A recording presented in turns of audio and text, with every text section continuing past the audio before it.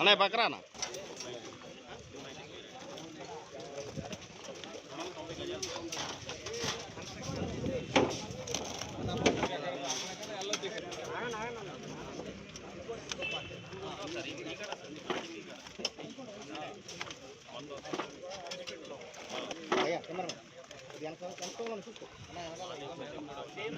అన్న వెనకరాన్న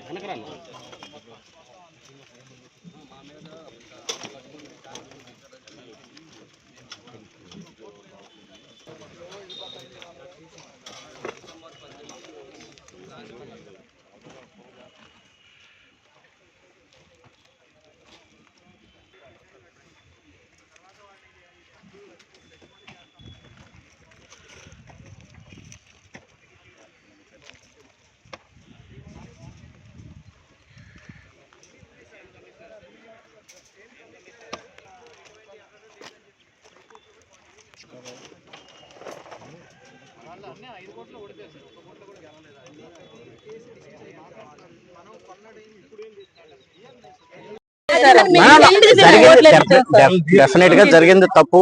నేను అందరితో అధికారులతో మాట్లాడతాను. ఇలాంటిది రిపీట్ కాకుండా చూద్దాం. మనం చెప్పిద్దాం. మీరు స్టార్ట్ చేసుకోండి. అంటే మీరే చెప్పారు. నేను చేస్తాను, నేను మాట్లాడతాను. మా జనసేన కార్యకర్త 6వ డివిజన్ లో చలపతి గారి ఇంటి వెంకటాచలం గారి యొక్క ఇంటి విషయం ప్రెస్ లో చూశాను. నేను ఆ రోజు యాక్చువల్ గా పార్లమెంట్ జరుగుతూ ఉంటే ఢిల్లీలో ఉన్నాం. ఇది చాలా దారుణమైనటువంటి విషయం. మా కార్యకర్త ఎంతో కష్టపడి సంపాదించుకున్నటువంటి డబ్బు దాదాపు 25 లక్షల రూపాయలు నుంచి దాదాపు 30-40 లక్షల వరకు అయినటువంటిది. దీన్ని దారుణంగా ఎటువంటి పర్ఫెక్ట్ ఆధారాలు లేకుండా కూల్చటం అనేది మా జనసేన కార్యకర్తలందరినీ కూడా చాలా బాధకు గురి చేసింది. నాకు చాలా మంది మెసేజ్లు పెట్టారు, కొన్ని వందల మంది ఫోన్లు చేశారు, జరిగినటువంటి సంఘటన గురించి వివరించారు. తర్వాత అనేక విషయాలు నేను కూడా సోషల్ మీడియాలో చూశాను. కొంతమంది లాయర్లు కూడా దాని గురించి ప్రెస్ మీట్ పెట్టినటువంటి కూడా వాస్తవాలు ఏంటి అనేది కూడా అవి కూడా మొత్తం కూడా గమనించారు.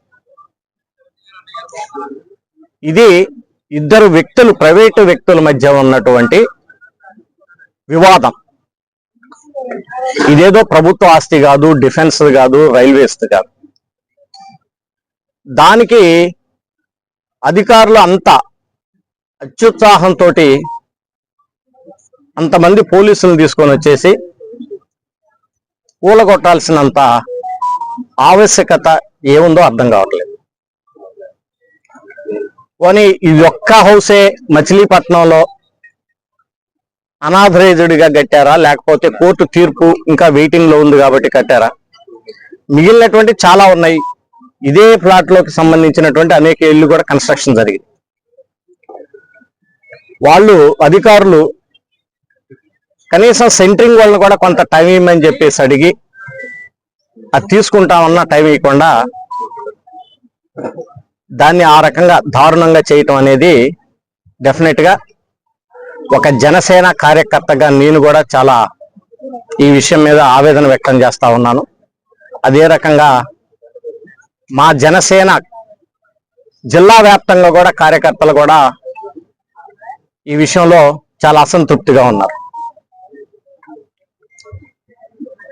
అధికారులు ఏదైనా చేసేటప్పుడు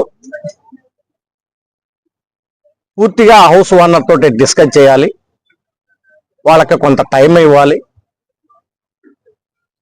ఆ సెంటరింగ్ లాంటివి కానీ వేదే గది కానీ ఇవ్వాలి.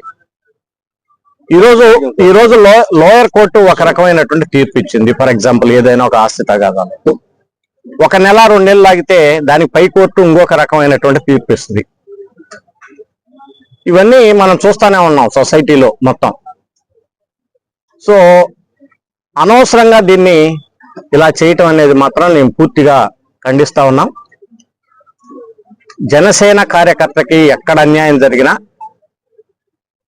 డెఫినెట్ గా మీ అందరం, మిగిలిన కార్యకర్తలు, నేను కూడా కార్యకర్తగా అందరం అండగా ఉంటాం అనేటువంటి విషయాన్ని స్పష్టంగా తెలియజేస్తున్నాను.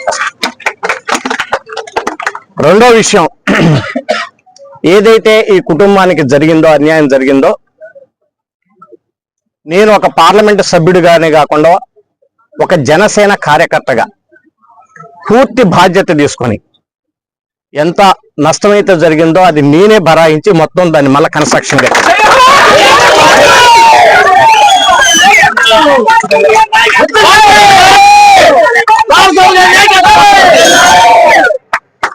జనసేన అంటే ఒక